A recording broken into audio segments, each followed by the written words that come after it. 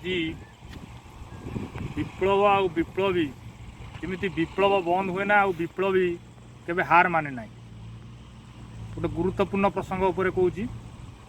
2016 ମସିହାରେ ଭଗବାନପୁର ଘେରି ଯେତେବେଳେ କାମ ହେଲା 4 କୋଟି ଟଙ୍କାର କାମ ନିରୋଳା ବାଲି ପଡ଼ିକି ହେଲା, କୌଣସି ଏଥିପ୍ରତି ବି ଦୃଷ୍ଟି ଦେଲେ ନାହିଁ।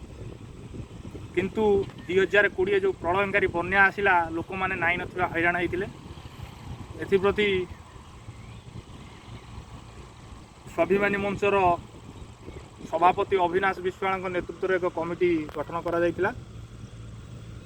ଜଳସମ୍ପଦର ବିଭାଗ ଦ୍ୱିବେଦୀ ସାର୍ଙ୍କୁ ଯାଇ ଦେଖା କରିଥିଲୁ। ସେ ପ୍ରତିଶ୍ରୁତି ଦେଇଥିଲେ ଏ ବର୍ଷ ମାଟି ପଡ଼ି କାମ ହେବା ପାଇଁ। ଏ କାମଟି ରିପେୟାର କାମ ଆସିଛି। ଭଲସେ କ୍ୟାମେରାଟାକୁ ଦେଖା, ଟିକେ ମାଟି କାମ ବି ଚାଲିଛି।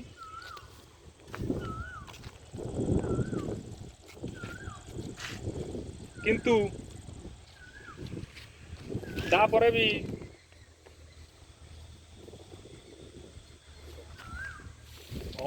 ଅଭିଜିତ ସାମଲ ଇଏରେ ଗୋଟେ RTI ବି ଫାଇଲ୍ କରାଯାଇଥିଲା,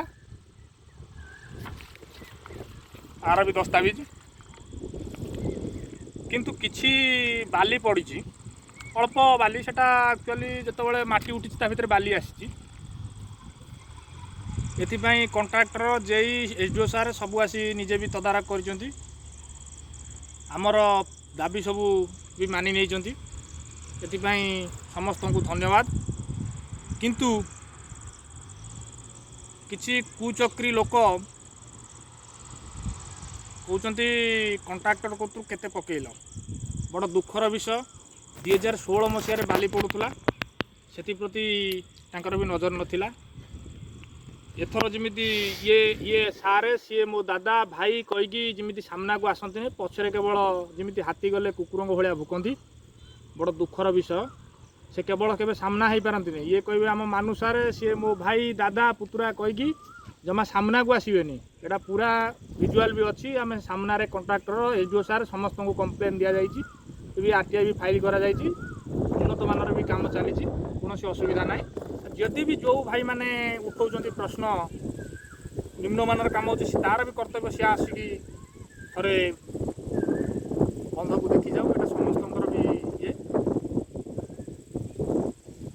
କିନ୍ତୁ ସମସ୍ତ ସ୍ୱାଭିମାନୀ ମଞ୍ଚର ଭାଇମାନଙ୍କୁ ବହୁତ ବହୁତ ଧନ୍ୟବାଦ।